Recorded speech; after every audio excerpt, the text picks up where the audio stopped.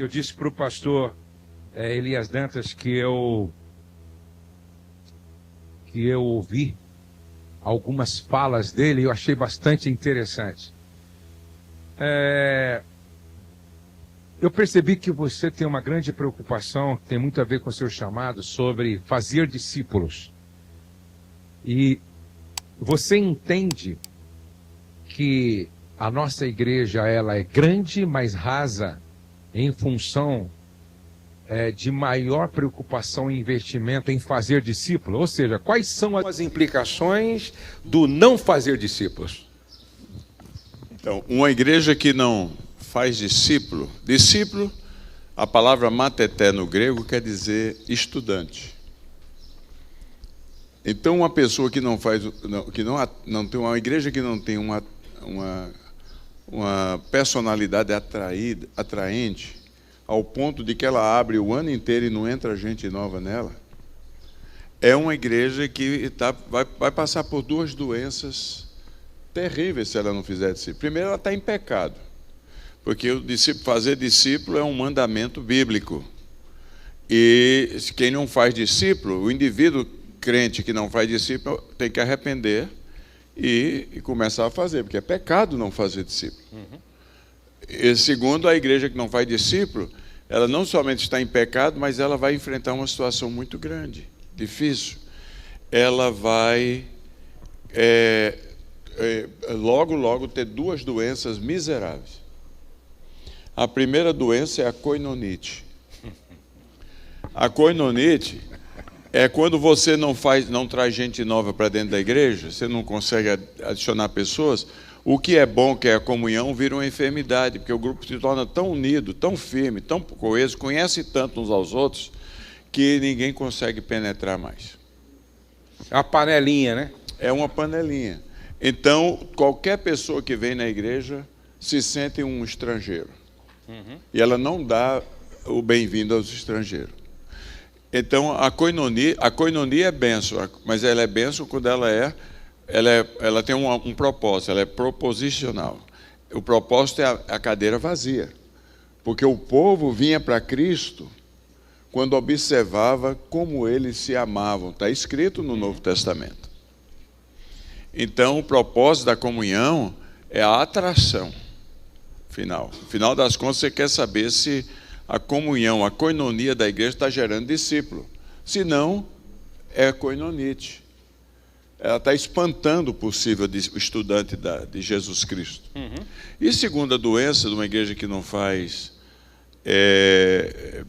discípulos é que ela entra na doença da etnicite.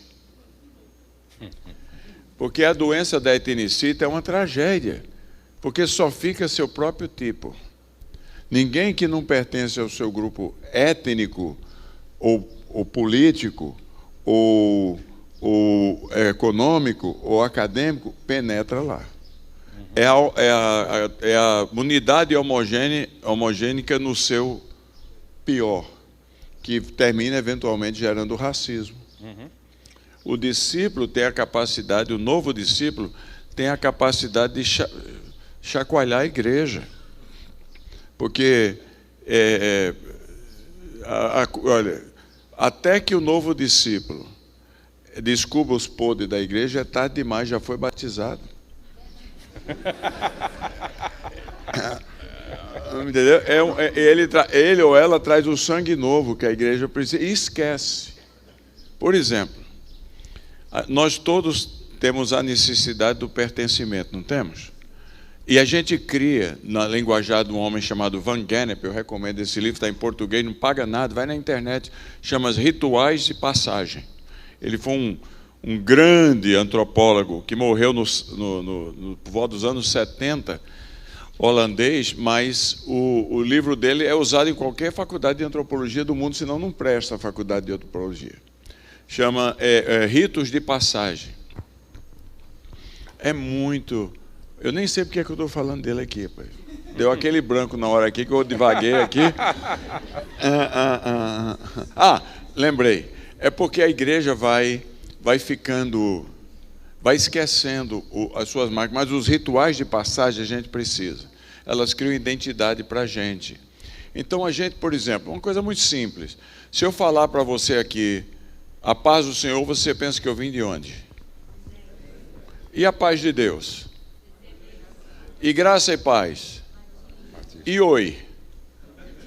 É presbiteriano. Tem alguma coisa mais espiritual em qualquer um desses cumprimentos?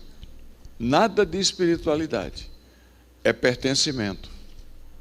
Então, quando a gente vai criando essas marcas na vida da igreja, os costumes, que criam uma subcultura, elas tendem a levar a igreja a esquecer o entusiasmo do começo e passar a pensar nas fronteiras.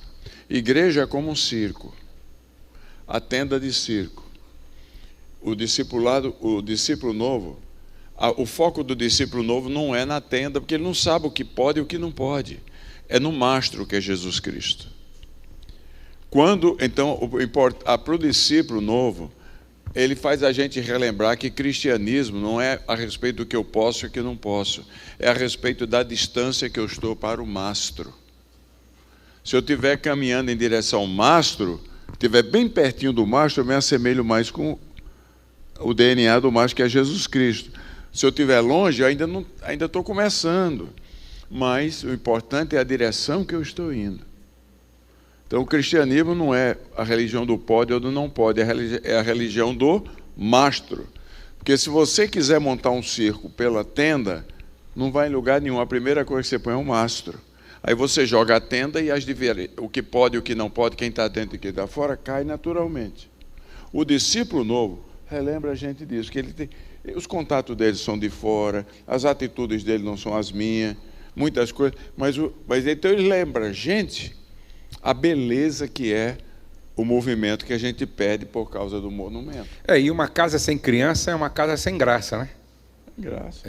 Tem que ter novos convertidos, tem que ter criança, né? Tem que ter gente nascendo sempre. Agora, eu vi você falando uma coisa tão linda sobre a importância do imigrante no trabalho de evangelismo. E você fez uma abordagem tão interessante que a Bíblia foi escrita por imigrantes. A Bíblia é um livro de imigrante. Fala um pouquinho para a gente sobre isso. Porque vamos pensar, são 66 livros, tá certo? Os 5 primeiros falam a respeito do povo fora de Israel. Juízes não. Josué não, é todo em Israel, é a conquista. Mas Ruth é uma moabita que está vindo e todo o episódio acontece no Vale dos Pastores, onde hoje é a Palestina. Juízes é meio a meio, é Jordânia e é Israel. Aí a mesma coisa, 1 Crônica, 2 Crônica, fala de reis, mas fala do caminho dos reis, que não é em Israel. O caminho dos reis é Jordânia, é do outro lado do Jordão. Aí você tem Jó ninguém nem sabe onde foi, porque não existia Israel. Jó tem 5.000 anos, é o livro mais antigo da Bíblia. Na verdade, os costumes dele nem são judeus, são costumes como é que chama? Povos completamente diferentes. Aí você tem os salmos.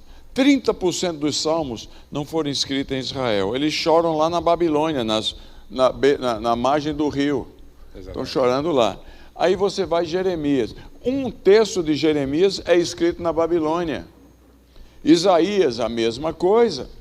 Aí você tem Daniel, completamente escrito na Babilônia, Mesopotâmia, debaixo do domínio persa.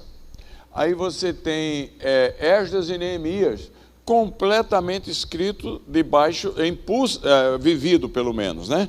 A fase inicial, no contexto do Império Persa, debaixo de Xerxes e Artaxerxes. Xerxes é o rei dos 300, aquele filme, que era casado com a rainha Esther. Mordecai é no tempo de Xerxes, lá em Pusa no Irã. Aí você tem Naum, e você tem aí tem Jonas. Jonas é completamente... Nínive, é Iraque. Jonas é Iraque. Aí você vai, aí entra no Novo Testamento. Os 5 primeiros capítulos os 2 primeiros capítulos de Mateus é o primeiro caso de refugiado político e religioso, porque o rei queria matar Maria, José e Jesus. E eles tiveram que fugir aonde? Egito. Aí você tem os evangelhos, quase todos são naquela região ali, com exceção de caminhar no caminho de Damasco, Tiro e Sedom, que é Líbia. Aí você entra Atos. Atos capítulo 1, Israel. Atos capítulo 2 falam de 14 nações, quando o Espírito Santo de Deus vem. 14 nações. A partir daí você tem alguns capítulos em Israel.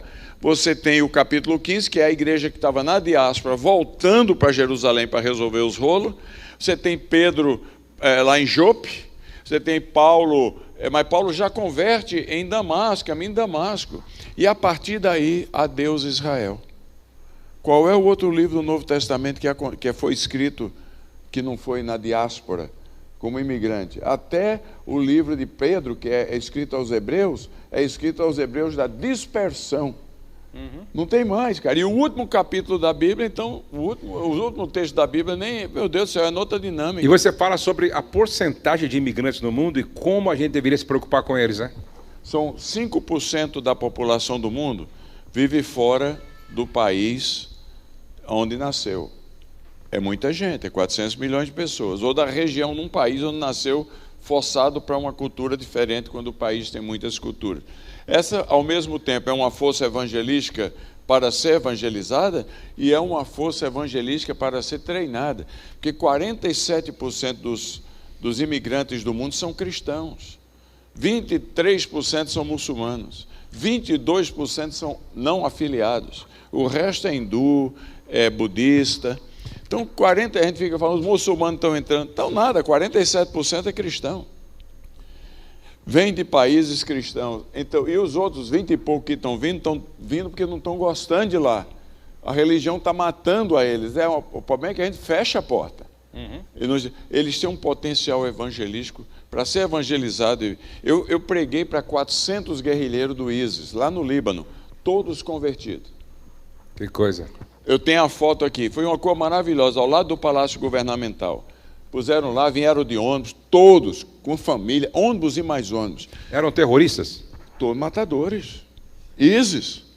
E aí, no final, eu falei, olha, o Deus da morte já usou vocês para destruir muita gente. Vocês têm tanto inimigo. Vocês mataram, vocês destruíram o país de vocês. Agora, vocês conheceram o Deus da vida. Agora, vocês são cristãos. E eles dão um amém. Eu falei, agora a minha pergunta é, quem vai cruzar a linha de volta e provavelmente ser morto, mas para salvar o seu país e pregar o seu povo? Porque vocês agora são testemunhas, e a palavra grega para testemunha é Marte. O que você aprendeu de Marte lá, naquele lá, é diferente do Marte aqui. O Marte aqui você vai para comunicar a vida. Quem vai cruzar a linha entre a vida e a morte? Tomara que você não seja morto, mas quem vai para pregar às pessoas? Que vocês têm muito inimigo lá, vocês mataram muita gente, mas seu país não tem futuro se vocês não cruzarem a linha. Sabe o que é que aconteceu? Comi, aquele mundo, almocei. No final do almoço, eu tenho a foto se você quiser ver, uma mesa inteira com 8 casais. Veio para mim e falou, doutor Dantas, podemos conversar? Eu falei, pode. Sobre o quê? Todos guerrilheiros, com suas esposas. Eles falaram, é sobre o que o senhor falou, negócio de cruzar a linha. Então, nós ficamos o almoço inteiro conversando, nós entre nós e as nossas esposas.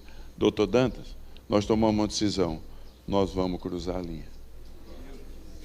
Coisa maravilhosa. Que coisa linda. Coisa linda, é? Coisa linda. Extraordinário. Você falou de uma experiência do Carlos Lopes, pastor em Los Angeles, que chorava e a liderança não estava entendendo a sua verdadeira dor. E aí você faz uma pergunta muito séria, não é? Fala sobre isso. Meu colega de classe. Exatamente. É porque em 1992, Los Angeles teve uma revolta. Mataram aquele King, aquele negro americano, os policiais mataram, e aí a revolta começou no centro de Los Angeles. Morreram mais de 100 pessoas, feriram mais de 1000, tocou fogo em tudo, porque aí era coreano metralhando branco e preto, preto metralhando branco, branco metralhando preto. Foi uma loucura aquilo lá, lembra? A notícia no mundo era Los Angeles em chamas. E eu fazia um doutorado lá no Fuller, não era residente, ia lá. E eu estava lá quando a coisa estava acontecendo. E na classe tinha um latino que ele tinha uma bicicletaria, muito pobre, simples, no centro de Los Angeles, um pastor que usava o mesmo prédio para ser o quartinho dele lá em cima com a esposa, a igreja embaixo e a bicicletaria. E tocaram fogo na rua inteira dele. E todo mundo ficou perguntando o que aconteceu com o Lopes e o Carlos Lopes. E ele, porque ele não veio na aula. Todo mundo ficou, mataram ele? O que é que aconteceu? Ele veio numa outra aula. E estava toda aquela comoção, porque você não ousava ir para canto nenhum, a cidade estava em chama. Aí perguntou para ele, Carlos, o que é que houve? Ele começou a falar e começou a chorar sobre a violência e tudo. Aí o Van Engen, professor Van Engen, que já veio ao Brasil várias vezes, que era o professor de teologia de missões, perguntou para ele, Carlito, a gente entende a sua dor, você perdeu, tocaram fogo na sua bicicletaria, tocaram fogo no seu apartamento, tocaram fogo na sua igreja, é muita violência, você perdeu tudo. Ele falou, entendemos a sua dor. Ele falou uma coisa que eu nunca esqueci. Ele falou, você não está entendendo a minha dor, eu não estou chorando porque tocaram fogo na minha casa, na minha bicicletaria e na minha igreja, porque isso a gente reconstrói. Aí perguntou, aí ele aguçou a curiosidade de todo mundo, aí perguntou, mas por que você está chorando? Ele falou, eu estou chorando porque hoje de manhã, quando eu estava pensando na minha igreja, uma pergunta veio na minha mente, eu acho que é a pergunta para todos nós, será que a minha vizinhança vai sentir falta da minha igreja? E eu não tive resposta, porque isso é relevância. Todo mundo quer ter uma igreja relevante, mas relevante não é você que diz. E nem são as coisas que você cria e diz, estou relevante lá porque eu estou dando cesta básica, eu estou fazendo... Relevante é a única coisa na vida da igreja que depende dos olhos do outro. Quem tem que dizer que a gente é ou não é a vizinhança. Então toda a igreja tinha que perguntar para a vizinhança. Se a igreja resolver sair dali, qual vai ser a atitude? Se eles disserem que vão dar um culto em ações de graça, você está liquidado, meu amigo. A maioria das igrejas, se resolver fechar e sair, a turma celebra, porque vai plantar um supermercado, vai plantar uma coisa, que a igreja não tem relevância. Porque a gente trata a nossa vizinhança não é como amigo. Amigo você chama para uma conversa. O que é importante servir você? Porque quem é servido, meu amigo, não quer perder a fonte do serviço. A gente não tem muita relevância, vamos falar. A gente atrapalha as garagens dos vizinhos, a gente faz barulho, complica a vida dos outros, o outro quer dormir, fica você lá cantando, ninguém detém a obra santa, num rio estridente, entendeu? Os caras não tem. Você não conversa com ninguém, e você quer ser relevante? Relevante é o que o outro olho diz para você. Dentro disso, pastor aqui de uma grande igreja aqui, pastor Clóvis, um grande amigo, ele faz, eu não sei se é uma vez por mês, uma vez a cada 2 meses, ele monta no templo mesas, e aí ele faz tipo assim, ou um café colonial, ou um almoço interessante, e ele convida toda a vizinhança da igreja, todos assim, da igreja, e aí eles oferecem aquilo, faz uma prestação de contas ali sobre a importância da igreja e pergunta para eles em que a igreja pode ser útil para eles. Maravilhoso. Na igreja tem advogado, a igreja tem médico, a igreja tem dentista, a igreja tem tal. E aí ele fala como ele tem ganho famílias para Jesus. Com isso, né? Com isso, porque daí eles querem voltar para saber que igreja é essa. Que não veio pedir dinheiro para nós, veio oferecer em que nós podemos ser útil para vocês. E às vezes sem falar de Jesus. Porque é um testemunho do evangelho vivido na prática. Assim, ó. Sabe o que é? Porque a gente não é treinado na ciência da comunicação. A gente pensa que o que a gente comunica o outro está entendendo. Você já ouviu aquela brincadeira de que você vai falando no ouvido do outro alguma coisa? Depois de 20 ouvidos é uma história diferente. Que em cada conto acrescenta um ponto.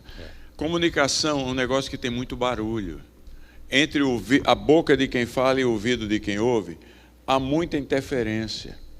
Muita interferência. Eu tive um professor que virou um grande amigo meu, ele era um dinamarquês, o nome dele era Viggo Sugardi. Rapaz, esse cara me ensinou demais. Como eu sou agradecido a ele. Porque ele uma vez ele deu uma aula sobre as quatro perguntas que todo pastor deveria fazer antes de preparar um sermão.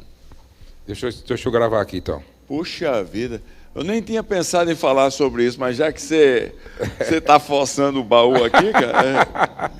Vamos lá. A primeira pergunta do bom comunicador é a pergunta óbvia, que aplica-se a você conhecer sua demografia, mas também sua igreja. Você vai convidar para pregar em algum canto? Tem que fazer essa pergunta. Quem é o meu ouvinte? Pergunta básica.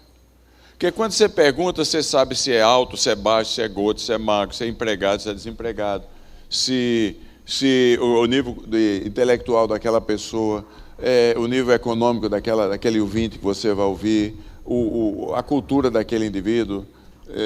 Você faz a pergunta, você mapeia o seu auditório. Quem é o meu ouvinte? Porque a segunda pergunta quais as necessidades do meu ouvinte? Fundamental. Fundamental. Você pergunta para a tua comunidade, a você não pergunta para eles, pergunta a você. Vai no IBGE, no censo.org, ele diz tudo. Qual é o percentual demográfico a cada bloco de 10 anos da minha comunidade? Qual é o nível de mãe solteira, pai solteiro? Qual é o nível de desempregado? Qual é o nível, a renda per capita? Aí você mapeou e você tem as necessidades do seu ouvinte. Aí você é mais assertivo, né? Você já sabe a quem você está se dirigindo. Também na congregação, quando você vai pregar. Terceira coisa aonde está o meu ouvinte em termos de conhecimento do Evangelho? Porque você quer, em última análise, trazer o Evangelho para aquela pessoa. Mas todo mundo tem um negócio chamado, na linguagem de Engels, sociólogo, tem um negócio chamado escala de aceitação e de rejeição. Porque, às vezes, o que você quer dizer é tudo verdade, mas soa como mentira para o outro. Porque não caiu dentro da aceitação, do nível de aceitação dele. Isso não dá nem para insuflar demais a relevância disso aí. Porque a gente pensa que o outro entende nossas palavras naturalmente, o nosso evangeliquez. E aí ele rejeita. Uma vez você começa a falar propiciação, redenção, remissão, não sei o quê. Ninguém entende nada desse linguajar. E aí o que caiu, o que você falou que é totalmente verdade, caiu fora da aceitação, o cara rejeita. Então, onde está o meu ouvinte em termos de aceitação e rejeição? Porque o grande segredo da comunicação é trabalhar na aceitação e diminuir a rejeição devagarzinho. Você tem a vida inteira para fazer isso. Não queira tudo dar um comprimido que resolve tudo, não.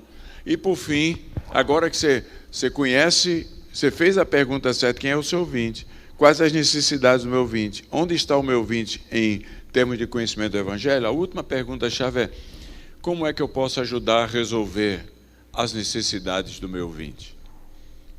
Muito fenomenal bom. Isso aí. Isso resolve tudo. Dever de casa, mentoria de pastor. Exatamente.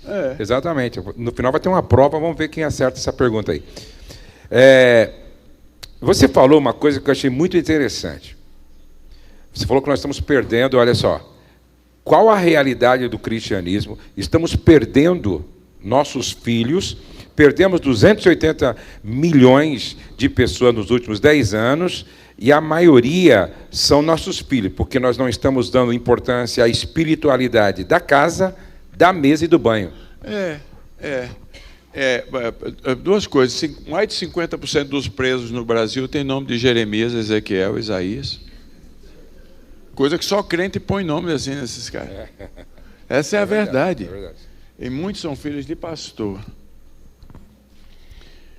Então, a porta de trás do cristianismo, a porta do fundo está muito aberta. Mas não é uma razão só, são várias razões. Eu chego na espiritualidade, mas uma razão muito básica é que a gente é santificado pela palavra. Luz para os meus pés, lâmpada para os meus pés, imediata, lâmpada que ilumina aqui. E luz para o meu caminho que mostra o horizonte é a palavra de Deus. Ela é para aqui e para lá. Nós não ensinamos, mas nosso ensino em casa e na igreja é vergonhoso. Vergonhoso. A gente acha, eu estou cansado de colega na rede, cara, que acha que o povo se acha tão bom que põe o único ensino bíblico da igreja é o sermão que ele pregou domingo, como se fosse o bambam da pregação, você entendeu? Como nos falasse bastante abobrinha. Quem santifica é a palavra. O povo tem que memorizar a Bíblia. Eu tenho que ter os pensamentos de Cristo. Meu sogro era um homem fenomenal, era um médico, plantador de igreja. Os 4 filhos são pastores. O Ebenezer Bittencourt, meu cunhado, filho dele. Minha esposa, filha dele. Uma bênção, rapaz. Um dia, ele não parava. Eu perguntei para ele, doutor Roberto, por que é um presbítero? Você entrava no gabinete dele, lá da clínica dele, tinha, eu só medico, quem cura é Deus. Começava por aí. Aí perguntei, como é que o senhor mantém sua espiritualidade? Como é que pode? Porque eu não consigo. Ele falou, eu guardo no coração, na mente, a palavra, para ter a mente de Cristo. Eu zelo pelos meus pés para ir aonde Cristo iria. E eu cuido das minhas mãos para fazer o que Cristo faria. Maravilha. Simples. Começa aqui, que aqui controla tudo. Você sabe os lugares perigosos que vão levar você à queda, não vá. E você sabe que o melhor exemplo para a gente vencer é fazer, é o servir. Aí, eu quase perdi um filho, meu filho do meio. Eu fui para o Canadá plantar a igreja. Você sabe, quando você tem uma tradição de ser bem-sucedido, o pior, porque pastor tem muito medo. Vocês têm seus medos, também tem o meu. O maior medo da gente é o fracasso. Vamos falar a verdade. Vai dizer que você não tem, mentiroso. O maior medo é o fracasso. Não é verdade? Você começa, porque a gente construiu uma imagem de sucesso. Onde põe a mão dá certo. E eu plantando ali naquela igreja lá no Canadá, cara, lá tenho até hoje. E me preocupei tanto com os filhos dos outros que eu deixei de ver as necessidades do meu filho. Que pastor tem essas coisas. Um dia eu chego em casa, está o meu filho Timóteo, cheio de brinquinho, não tenho nada. Naquela época eu tinha muito contra brinco, hoje eu tenho menos contra brinco. Mas ele estava todo cheio de brinco, com um linguajar, porque ele é bonitão, ele tem 1,95 m, sabe? Ali a cereja do... Aí ele estava com as atitudes, com um jeitinho, umas palavras, sabe quando você sente uma coisa meio horrível? E eu, o grande Elias, perdi a paciência, meti-lhe um couro.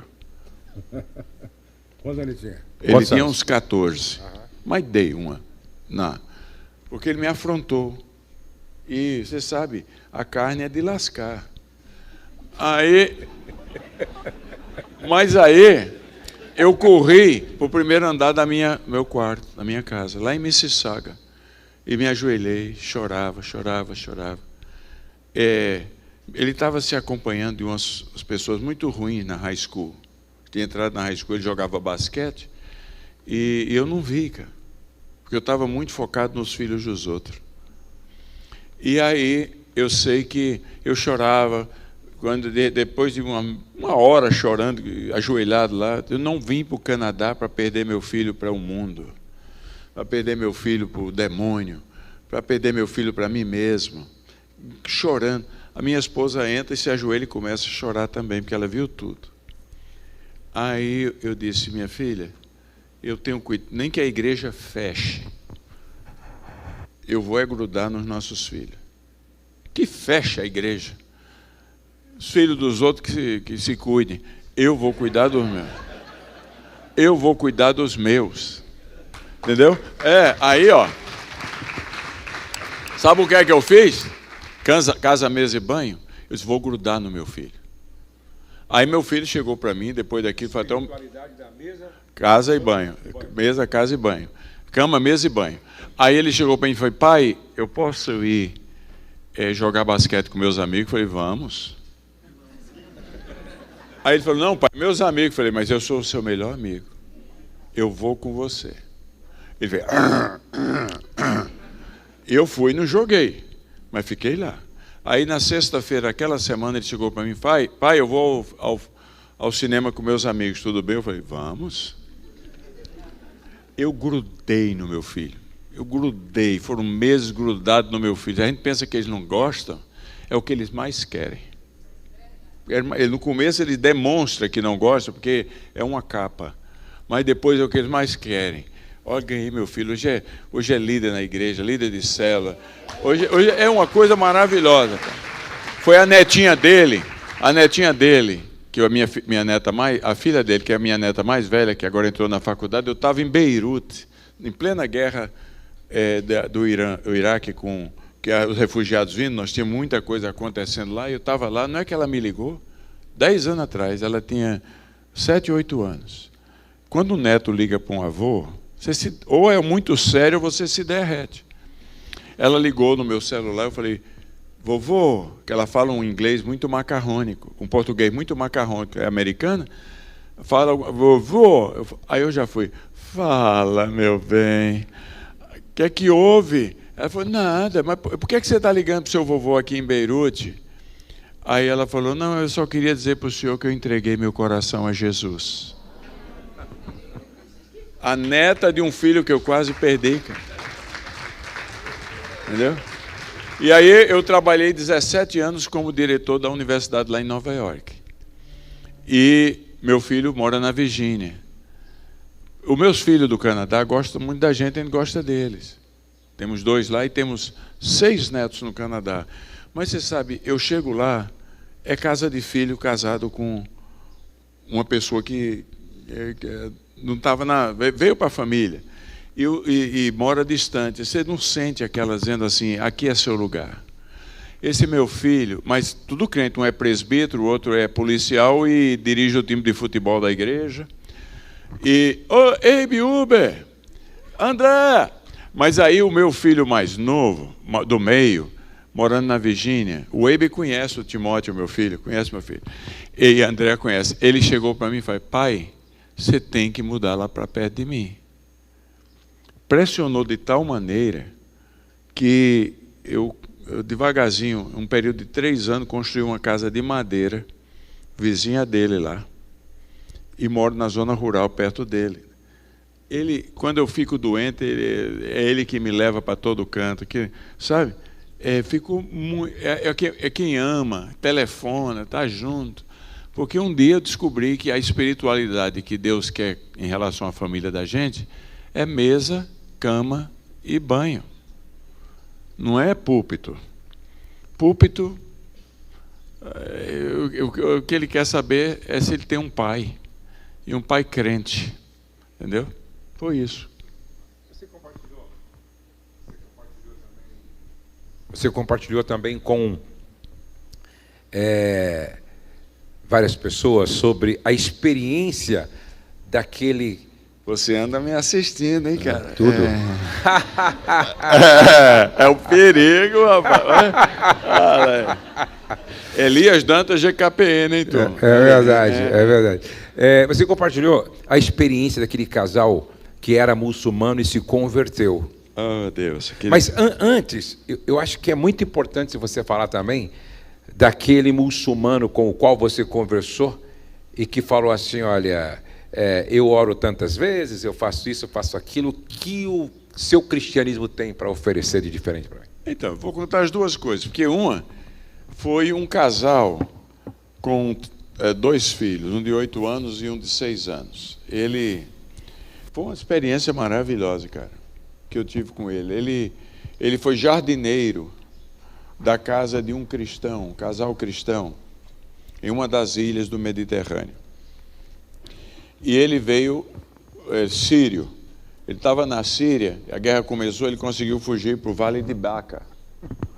E eu o conheci lá, ele veio dar o testemunho. E, primeiramente, ele falou que a coisa que... Eu perguntei, como é que você se converteu? Ele falou, porque eu vi o casal que eu fui jardineiro deles lá na ilha, o amor que ele tinha com a esposa, como ele tratava a esposa. Aquilo me chocava e me irritava, porque eu não tinha aquilo na minha religião. E muçulmano. Ele dizia, como eu queria aquilo para mim. Eles foram a porta de entrada para a minha conversão, o testemunho deles. E aí, rapaz, ele de repente falou, e eu disse, e agora? Ele falou, agora eu conheço a Cristo. É uma coisa nova, agora eu estou focalizado na minha família. Aí eu falei, quer ver uma coisa? Chamou um menino dele de 8 anos. Falou, filho, ora aí, ora para Jesus. O menino começou a orar, a lágrima vinha no meu olho, cara. Porque o menino orava pedindo a Deus que abençoasse o pai dele, a mãe, a gente que estava ali, o pastor Girard, que cuida dos imigrantes. Orou, aquele negócio todo, terminou. Quando terminou a oração, o pai estava chorando. Você viu, doutor Dantas, viu o quê? Meu filho ficava só repetindo fórmulas no passado que eu havia ensinado para ele. Olha o Evangelho. Ele acabou de falar com o Criador de todas as coisas, e o Criador de todas as coisas ouviu ele. Que coisa fenomenal. Às vezes esquece que quando a gente está conversando, não é fórmula, orando, a gente está falando com o Criador de todas as coisas. Aí a segunda coisa é esse que foi 4 semanas atrás, um muçulmano lá na Indonésia. E num papo muito agradável, ele perguntou o que é que o cristianismo tinha para adicionar a ele, que ele não tinha no Islã. É claro que ele não está pensando no metafísico, ele está pensando no físico. Ninguém pensa no metafísico. Que o pessoal deu resposta, nós temos o Salvador que se entregou. Ele quer saber lá disso? Ele está querendo no objetivo, no físico. O que é que nós temos? Aí eu falei, por que você me pergunta isso? Ele falou, porque eu oro 5 vezes ao dia. 3% de tudo que eu ganho eu dou para os pobres. Eu cuido decentemente, trabalho bastante para cuidar decentemente da minha família. O que é que você tem no cristianismo que você acha que eu não tenho? Olha que pergunta horrível para fazer para a gente. Porque, vamos falar a verdade, o nosso testemunho cristão, na grande maioria hoje, é metafísico. Não é físico. A gente fala das verdades espirituais de uma outra esfera. Salvação, né? Vida eterna. Mas o cara não está perguntando isso. Para que ele escute isso, você tem que responder o físico. O que é que tem na sua vida que me atraia? Essa é a coisa. Até porque a dedicação deles, se for falar em termos de reverência e dedicação, é muito maior do que a nossa, né? De 10% dele. A gente tem que comparar os alhos com alhos, e não com os bugalhos. Porque a turma fica falando, o islamismo está explodindo no mundo, e mostra o pessoal ajoelhado, orando, aquele negócio todo. Mas não mostra que a Jerusalém deles, que é a Arábia Saudita, a Turquia, que é o Iraque, que é o Irã, não tem um jovem dentro das mesquitas. Ele só mostra a Europa, que os caras chegaram, porque a gente disse não para eles, eles tiveram que sobreviver se organizando, então eles estão no pique. Uhum. Você está entendendo? Uhum. Compara eles com os irmãos do reteté, do fogo, do nosso, que para ser honesto, confins da terra dele tem que comparar com os confins da terra nossa. Uhum.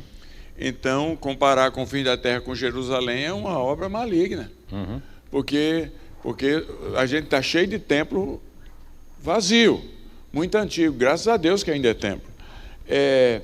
Vazio, comparar com uma mesquita que acabou de ser construída, é complicado. Então, compara aquela mesquita que acabou de ser construída com uma igreja novinha, cheia de fogo, que está lotado de gente.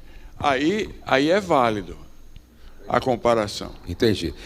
Eu sou um apaixonado pela história dos morávios, né? E eu vi numa conversa você compartilhando do ano de 1722 sobre o fazendeiro Zunzendorf. Compartilha com a gente, porque eu achei tão importante aqui. Não sei quantos conhecem a história dos moravianos, mas, olha, William Carey, o fundador das missões cristãs, só vem no século XIX. Era um pastorzinho de uma igreja de 20 crentes. Foi ele que a esposa não queria ir com ele? Foi que ela enlouqueceu na viagem e morreu na chegada. Meu Deus.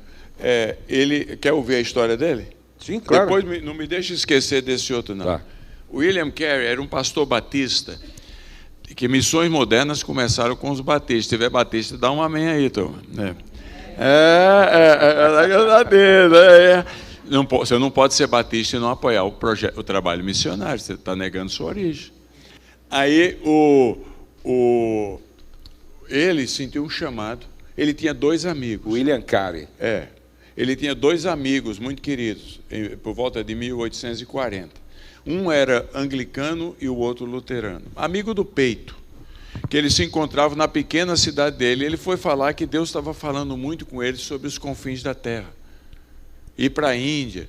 Os 2 amigos dele falaram: que conversa, sua exegese está errada. Se deu por 2 coisas. Isso aí foi dado aos apóstolos, não à igreja. Eles estabeleceram a igreja para o mundo inteiro. Não é tarefa para você. Foi dado aos apóstolos, não é porque a petulância sua. Segundo, se Deus quiser alcançar os confins da terra, isso aí devia ser uma sombra do ultracalvinista. Se Deus quiser alcançar os confins da terra, Ele mesmo manda os anjos dele. Não precisa de você. Ele não quis nem saber. Com 20 crentes na igreja, saiu da igrejinha do interior da Inglaterra com a esposa, foi embora para a Índia. Levou 3 meses de barco, a esposa adoeceu e enlouqueceu. Quando chegou na Índia, morreu. Ele casou de novo com uma luterana. Mas ele chegou na Índia e ele evangelizou, tentou evangelizar os brahmanes, que é a casta mais nobre do hinduísmo, top. Porque era o que ele sabia. Ele não tentou encontrar um sem casta, um Dalit, uma coisa assim, porque aí teria milhões. Ele foi no top. E ele tornou-se hoje, é reconhecido como o pai da educação da Índia, porque ele plantou a primeira escola, um college, na Índia. Não é interessante? Ele é o pai da educação da Índia. Voltando aqui no nosso querido Conde Zuzendorf. Ele é um conde. Ele tinha 21 anos de idade. Dono de uma fazenda muito grande. Na fronteira entre, hoje é a Polônia, a República Tcheca e a Alemanha. Ali é o lugar onde é a origem dos moravianos. Morávia, o nome, a região. Então, estava tendo você sabe, houve uma guerra de 30 anos, religiosa, protestante e católico na Europa. E alguns protestantes conseguiram fugir, refugiado, cara. E sabiam que ele era um dos príncipes, digamos assim, protestantes. Porque e aí eles vieram na fazenda dele e pediram para morar, temporariamente. Eram 200 e poucos. Ele era muito crente, porque a influência dele era pietista, movimento pietista, de muita oração, muito quebrantamento. E ele deixou morar, mas só que, ao virem morar, outros começaram a vir também. Foi enchendo. E eles montaram uma reunião de oração, que ficou conhecida como uma reunião de oração maior, mais comprida de todo mundo. Ela, sem parar, 1 minuto, levou 100 anos. Eles oravam seguidamente, em turnos. Não teve solução de continuidade. Ela foi 100 anos ininterruptamente. Ininterruptamente. E eles estabeleceram duas coisas maravilhosas. Era pela evangelização do mundo e pela plantio de igreja. Em 30 anos, eles mandaram, quando nem se falava em William Carey, que só vinha 130 anos depois, eles mandaram missionários para 50 países. Um deles, porque o emblema deles era um cordeiro, um cajado pastoral e que tinha um cordeiro de uma cruz, que em formato de cajado pastoral, mas com a cruz. E as seguintes palavras: venceu o cordeiro nosso, vamos segui-lo. Olha que bonito. E eles plantaram igreja, cara, no mundo inteiro. Eles lançaram aquele costume, ao lado de cada igreja, uma escola. Foram eles que criaram isso aí. Mas aí tem um caso deles, que me permita contar, porque para medir o nível de devoção. 2 homens, jovens, essa história é linda. Um de 23 anos e um de 21 anos, ouviram falar, porque era na época que havia uma grande organização holandesa chamada Companhia das Índias Ocidentais. Lembra disso, quem está aprendendo história? E eles colonizaram as ilhas do Caribe, entre as quais as ilhas de São Tomé, de São John, e a ilha de uma outra ilhazinha lá que está me faltando aqui. Aí esses jovens, ouvindo os relatórios lá na Alemanha, trazendo os escravos indianos para lá para trabalhar nessas ilhas, eles sentiram de Deus o chamado de ir para lá. E aí a igreja, o Conde Zuzendorf e a igreja, orou com eles e os abençoou. E eles foram no escritório da Índia Ocidental para comprar os ingressos do barco, para emigrar. E o cara falou: vocês não podem ir. Mas por que não posso ir? Não, porque só pode ir lá os funcionários da Ilha Ocidental e os escravos. Não está aberta a colonização. Então é o lugar para a gente, porque nós somos escravos de Cristo. Mas vocês não podem ir, porque vocês são pessoas livres. Eles voltaram à igreja deles lá, e a igreja os abençoou a irem como escravos. Então eles vieram e não precisaram nem comprar ingresso. Foram levados como escravos. Quando estava chegando na ilha nas 2 ilhas, o comandante do navio teve dó deles. Essa história é real. E falou: homem branco, vai embora, eu levo vocês de volta. Aqui não é lugar para vocês, isso aqui é terra de escravo, plantação de cana-de-açúcar, terra de escravo. Aqui não é lugar para vocês, aqui vocês vão morrer. Ele falou: já estamos mortos com Cristo. E ficaram lá. 25 anos depois, ninguém escutou falar deles. Por 25 anos. Mas a igreja orando diariamente por eles lá. 25 anos depois, a Holanda aboliu a escravatura e abriu para a colonização. A igreja moraviana imediatamente mandou emissários lá para ver se os 2 estavam vivos. 25 anos sem ouvir nada. Chegou lá, para surpresa deles, estavam vivos. Sobreviveram. Mas só que junto com eles havia um grupo de 25 mil batizados. Uau! Essa história é linda. É linda. E até hoje vai no site, põe Igreja Moraviana no Caribe. Eu não sei se foi essa história mesmo, né? Que quando o navio ia saindo e a igreja estava se despedindo ali no cais, ali em Porto, diz que a igreja, muito condoída, porque eles iam para nunca mais voltar, parece que foram eles que gritaram: o cordeiro é digno do seu sacrifício. Não sei. Quem contou isso foi até o Ricardo Goldin, numa mensagem há 25 anos atrás que eu vi ele ministrando, e ele conta essa experiência dos moráveis. E o Zuzendorf? O Conde Zuzendorf morreu. Não, que você falou que em 1722 que você me contou uma experiência dele de 1722, que era fazendeiro. Mas é isso que eu acabei de contar. Então eu estou atrasado. Os refugiados chegaram lá pedindo guarida na fazenda. É verdade, é verdade. É a idade, bicho. Você falou algo que eu achei muito importante. Tá tudo ok até aqui, gente? Hã? Qual é a resposta?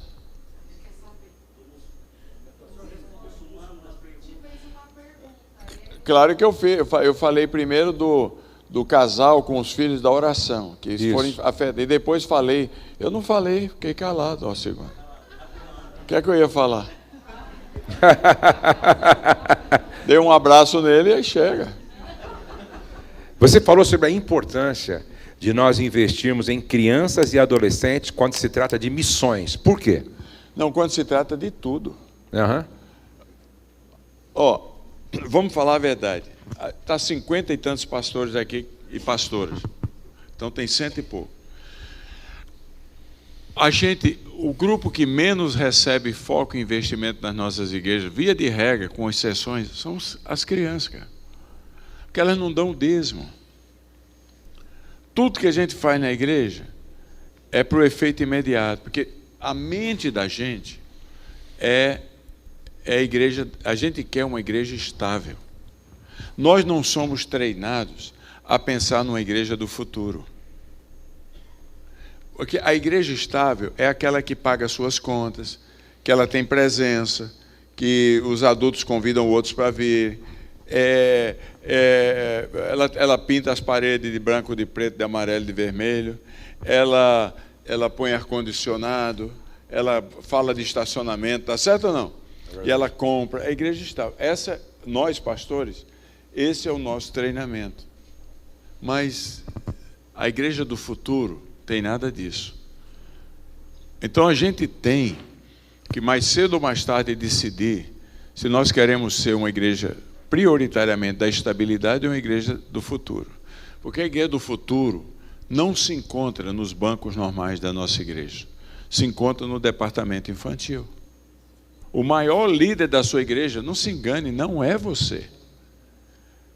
O maior líder da sua igreja está, quem sabe, no berçário. Se você pensar em termos de futuro. Então, se eu quero uma igreja que vá além de mim, tá certo?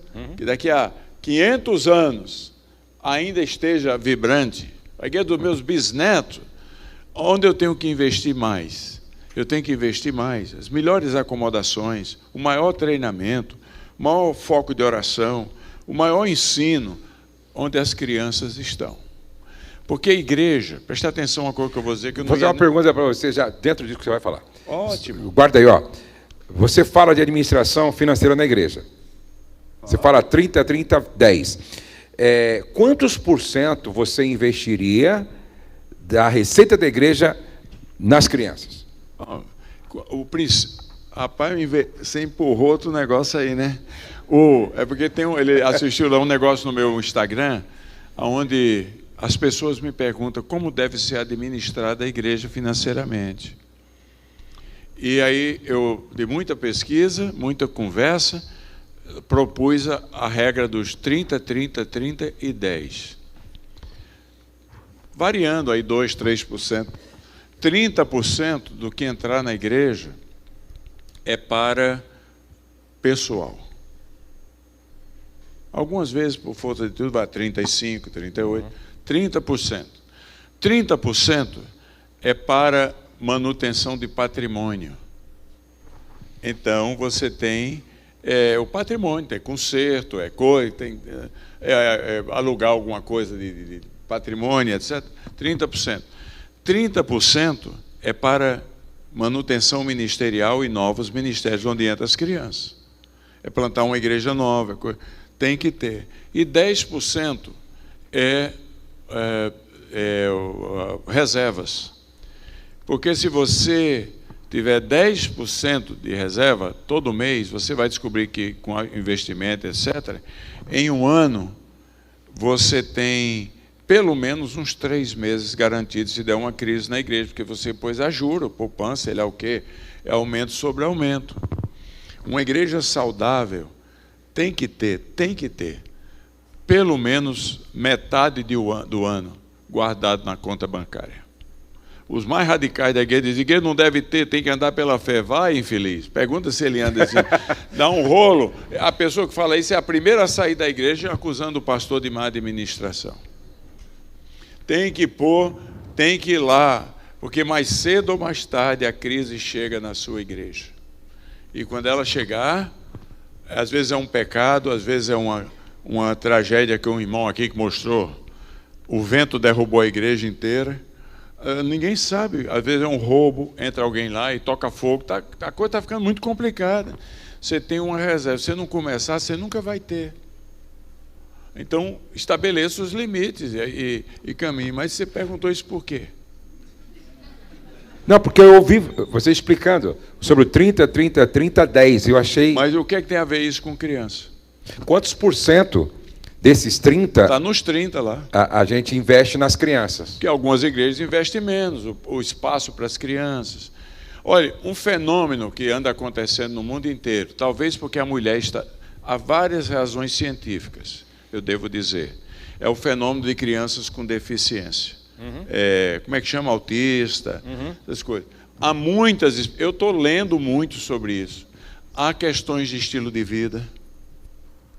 Há questões de envelhecimento no primeiro filho. Há questões de alimentação. Há questões de poluição. Não é um size fits all. Não é. Há uma porção de coisas. Mas, na verdade, antigamente, você falava que tinha um autista, a maioria das igrejas não sabia nem o que era isso. Agora, virou uma coqueluche. Infelizmente. E as famílias se sentem muito alijadas. Ó, se sua igreja, se sua cidade é assim, meu amigo, você vai investir numa sala de extensão. Você vai estudar como é que põe cores, você vai fazer uma porção de coisas para momentos de excepcionalidade, porque vem a criança e vem a família inteira, porque vai se sentir bem-vinda. Há uma igreja em Bauru, a Batista Voi, do pastor Domingos, que eu fiquei impressionado. A quantidade... Outra coisa, a primeira igreja batista está com 400 famílias frequentando os trabalhos da igreja que tem filhos autistas. Eles têm 25 mil membros. Mas eles estão com... Lá em Bauru? Não, a primeira igreja batista de Curitiba. A de Bauru, eu achei as acomodações mais fenomenais do Brasil para crianças naquela coisa. É realmente o pastor Domingos. Domingos, né? Não, lá é o pastor... pastor Mesquita. Mesquita. Então, graças a Deus, eu já nem sei mais onde essa conversa começou, mas... Não, veja... Depois de 60 a gente fica assim mesmo. Não, é porque ele vai injetando as perguntas no meio. O Bernardo Johnson, que você conheceu também, o Bernardo Johnson foi um grande evangelista da Assembleia de Deus. Foi. E fez grandes cruzadas. No final, perguntaram para ele assim, se você começasse hoje, seu ministério, qual seria o seu foco maior? Ele falou, eu gastaria quase tudo que eu investi em crianças. Então, lembrei o negócio aqui, se me permite. Sim. Nunca esqueça o que eu vou lhe dizer. O diapasão ministerial da igreja é em cima de dois pilares. Ação e reação. Isso talvez seja a coisa mais importante que eu vou dizer aqui hoje. Ação e reação. Há coisas que você reage porque você já não tem o controle sobre ela. E há coisas que você age antes que você perca o controle e tenha que reagir. Então, às vezes, você cria um ministério da família porque você já perdeu o controle, meu amigo. Você está vendo a desgraça que está sendo aí. A turma se separando, a traição rolando solta. Tem gente pensando com a cabeça errada. É uma tragédia. Então, aí você reage, você cria um ministério de reação para tentar... É uma ação em reação, você está entendendo? Porque você não controla mais. Os jovens, por exemplo, você não controla, nós estamos perdendo os jovens. Tudo que a gente vai criando é reação em cima dos jovens, porque eles vão para a universidade e não estão voltando. Então você reage. Qual é o único grupo na igreja que antes de reagir, você tem toda a liberdade de agir? E a igreja não presta atenção a isso aí. É criança e adolescente. Porque ainda estão debaixo do pai, da orientação da igreja, ainda se não vier apanha, está lá. Então, é bem diferente. E as maiores decisões da sua vida foram tomadas na adolescência, com exceção talvez do casamento. Porque o Brasil exige que o adolescente decida qual é a profissão que vai ter para o resto da vida. É 17 anos de idade, você tem que decidir. a maior parte das decisões do mundo por Cristo, que vão influenciar os seus valores até morrer, são tomadas de até 16, 17 anos de idade. Na história do cristianismo, as maiores decisões que influenciaram o cristianismo foram tomadas nessa idade. São Francisco de Assis tinha 14 anos. Wesley tinha 17 anos. Meu Deus do céu. São Patrício tinha 4 anos. Virou o apóstolo da Irlanda, que todos nós somos devedores a ele, porque foi da Irlanda que foram para a França. 4 anos? Ele foi pego como escravo, com 4 anos. Com 14, o pai dele era um diácono, um advogado diácono na Inglaterra. Com 14 anos ele fugiu de volta. Deus falou ao coração dele, num sonho, aí viu anjos, em forma de irlandês, rosto de irlandês, dizendo assim para ele: jovem, nos ajude.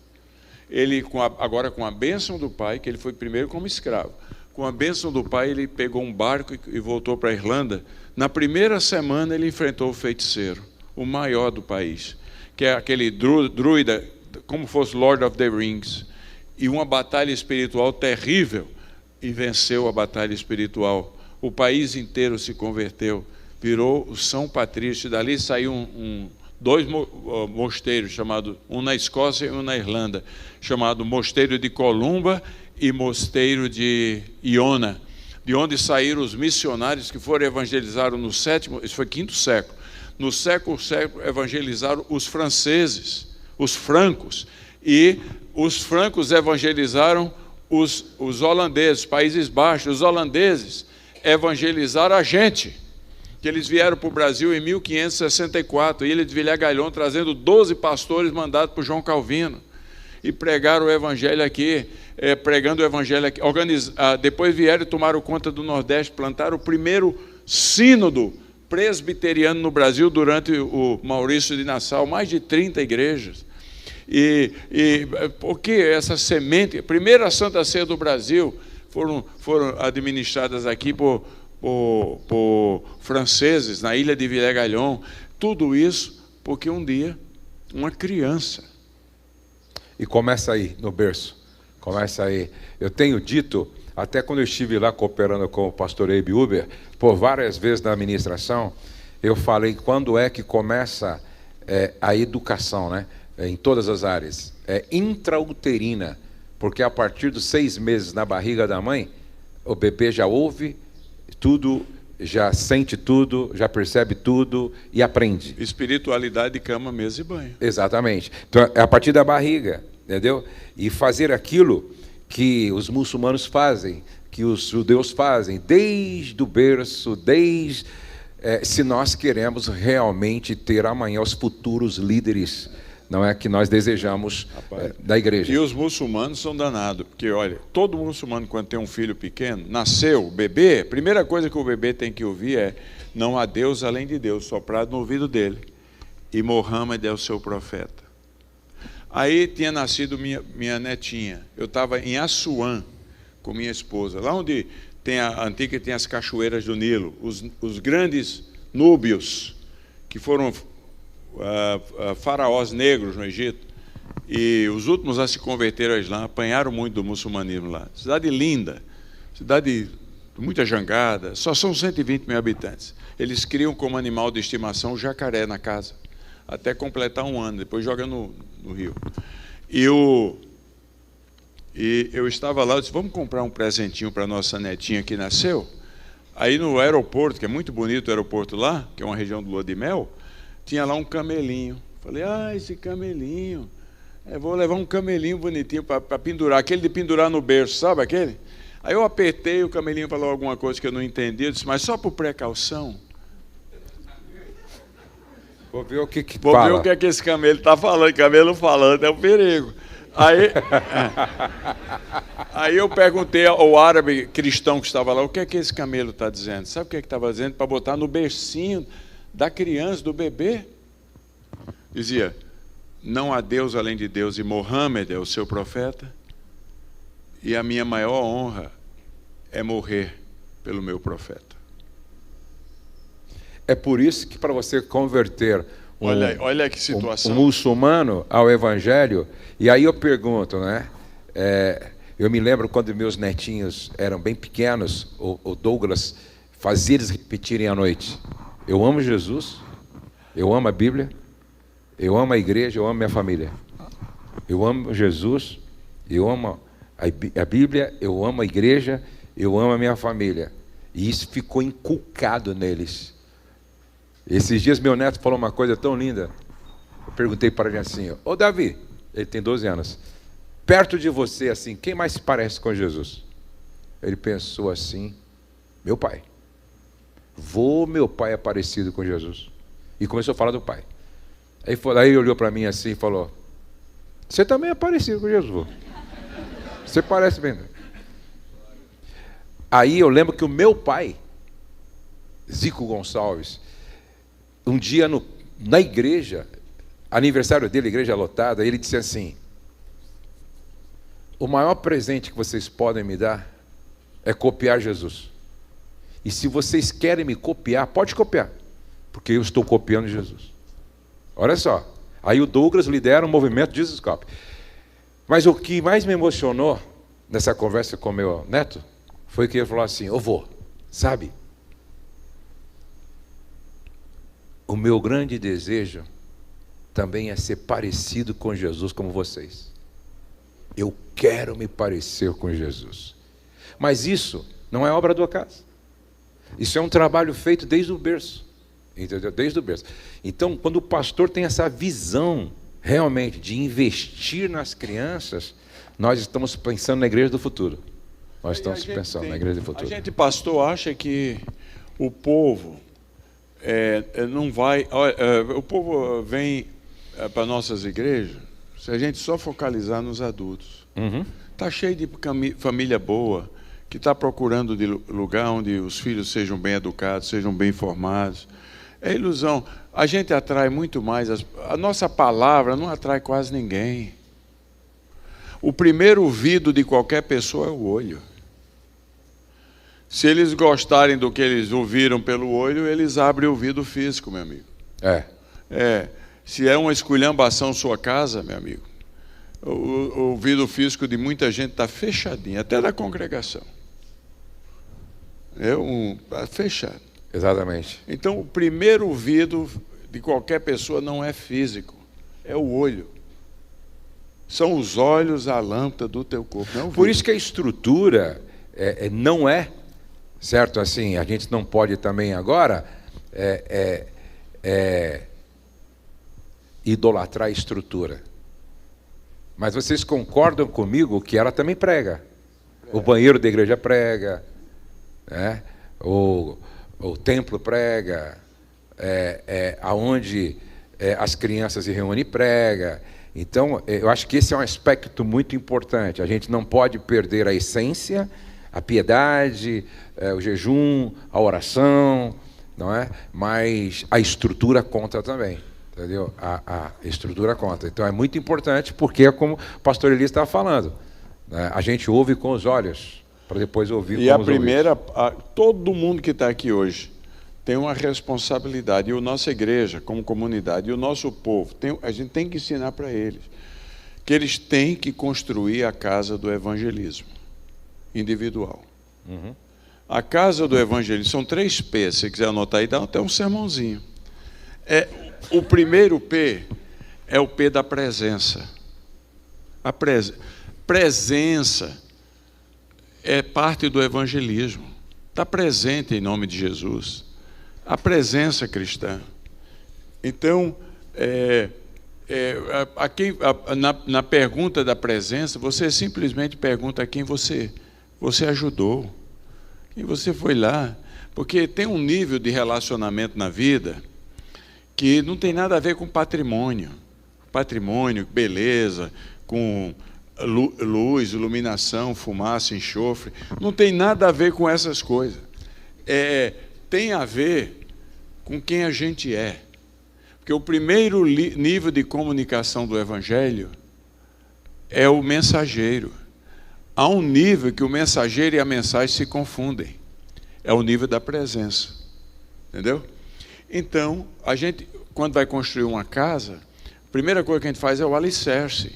E o alicerce é a presença. É você estar presente. Presente na sua casa. Quer evangelizar seus filhos?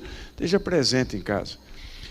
Participe das lutas e dificuldades. Esteja presente. Quer evangelizar amigos não crentes? Seja presente lá. Ame, cuide. Sabe de alguém que está... Tem ninguém aqui nesse auditório hoje, nem nas nossas igrejas, que pode dizer em sã consciência que não tem alguém para quem você não possa ser os braços de Jesus, o sorriso de Jesus. Vai lá em nome de Jesus. Não precisa falar nada, porque a pessoa não conhece um versículo da Bíblia, só vai confundir. Seja nós, cada um de nós, a Bíblia andante para aquela pessoa. É a presença. Mais cedo ou mais tarde é tão segunda milha, que a segunda milha é a milha do inesperado. Pode ser que uma milha alguém ande, mas a segunda milha ninguém espera. É tão inesperado que mais cedo ou mais tarde a pessoa vai perguntar: por que é que você faz isso? Aí são as paredes. Aí é a proclamação verbal. Você vai dizer em palavras o que a pessoa está querendo saber, porque ela já viu na presença. Pode ser que nessa hora ela nasça de novo, mas isso é problema de Deus. Você não é Deus? Se ela foi regenerada ou não, não é problema seu. O seu é pregar o evangelho. Presença e palavra. Mas falta uma parte. Você não deixa a casa sem cobertura, está faltando o telhado. Qual é o terceiro P? Chuta. Proteção? Não. Persuasão. Persuasão. Persuasão é uma palavra grega que aparece 6 vezes no livro de Atos. É a palavra peifo. O que significa persuadir em grego? E em português? Trazer para o seu lado. Entendeu? Então, lembra do caso de Agripa? Por pouco me persuades a tornar-me cristão? Por pouco eu virei cristão. Pois é, mas os discípulos, depois da morte de Estevão, saíam com alegria por toda a Judéia e Samaria, persuadindo as pessoas a entrarem no caminho. É trazer para o seu lado. Então, a gente tem que fazer isso. É a nossa casa, múltiplas casas de evangelismo. A primeiro nível, você pergunta a quem eu ajudo, a quem eu genuinamente me interesso e amo. Segundo, a quem eu anuncio. E o terceiro, é a quem eu trago para a minha igreja. Porque o evangelismo não termina e discipulado começa. Discípulo é alguém que segue Jesus. Se você não é de Jesus, você não é discípulo, você é um evangelizando. Você está no processo. Evangelismo cede lugar ao discipulado quando a pessoa conhece a Cristo e é integrado na vida da igreja. Agora, é um discípulo de Cristo. Que enquanto não há isso, o cara frequenta a igreja há 20 anos, nunca tomou uma decisão pública e nunca batizou, vem uma campanha evangelística, o cara é dizimista e você ora pela conversão dele. Porque nós estabelecemos a regra da inclusão. Jesus estabeleceu, batizando em nome do Pai, do Filho e do Espírito Santo. Muito bom, muito bom. Guardaram aí 3P, né? É o sermão de domingo. Presença, palavra e persuasão. Basta ganhar um para Cristo a vida inteira. Se ganhar um para Cristo, você construiu sua casa, multiplicou você em 100%. Porque quem prega, Billy Graham pregava sobre como o dia estava com sol e fazia apelo e o povo se convertia, cara. Está chovendo hoje aqui, todo mundo pega o guarda-chuva e venha para frente se quiser aceitar Cristo. Os caras vinham. Porque o dom do evangelista é diferente. O dom do evangelista é o dom da multiplicação. Deus deu um dom de convencimento, o cara converte-se. Mas a responsabilidade da evangelização é de todos nós. É verdade. Eu quero que o Elias Dantas ore por todos nós. Pois não, vamos orar. E eu quero agradecer. Vocês estão agradecidos pela presença e participação do pastor Elias?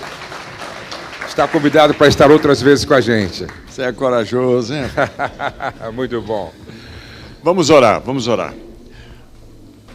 Amado Pai, louvado seja o Teu nome pela Tua bondade, porque um dia estávamos perdidos e o Senhor nos chamou e nos incluiu naquele grupo que a si mesmo o Senhor decidiu criar, zeloso das boas obras. Muito obrigado, porque aqui estamos, Senhor, dependentes de Ti, querendo aprender de Ti, sedentos por fazer a Tua vontade e agradar a Tua pessoa, porque fomos criados para isso, para amar a Deus e gozar a Ti para sempre. Muito obrigado, Senhor. Obrigado por cada casal que aqui está. Obrigado pelas famílias que Ele representa, pelas igrejas que Ele representa. Nós contamos contigo demais, porque sem Ti não podemos fazer nada. Então, ó Deus, nesse momento de conclusão dos trabalhos da manhã, renova em nós esse desejo de amá-lo acima de todas as coisas, que Cristo esteja sobre nós, abaixo de nós, à frente de nós, em nós, atrás de nós, nos protegendo, nos guiando, que Ele seja a luz do nosso caminho de fato, e que as coisas maravilhosas que o Senhor tem preparado para cada um de nós, no meio de muitas lutas, elas se manifestem, porque nós queremos olhar a obra das nossas mãos e dizer: estou satisfeito, servi ao Senhor com o melhor que eu podia. Muito obrigado, Senhor, pela tua bondade, pela oportunidade de estar aqui, pela generosidade do meu irmão Josué, que me permitiu estar aqui, que o Senhor o cubra de bênção. E que esse lugar seja uma fonte de luz, de bênção, de alegria, de vida, de restauração. E que Jesus seja glorificado em tudo. Já te agradecemos pelo almoço que vai vir aí, maravilhoso. No nome de Jesus. Amém.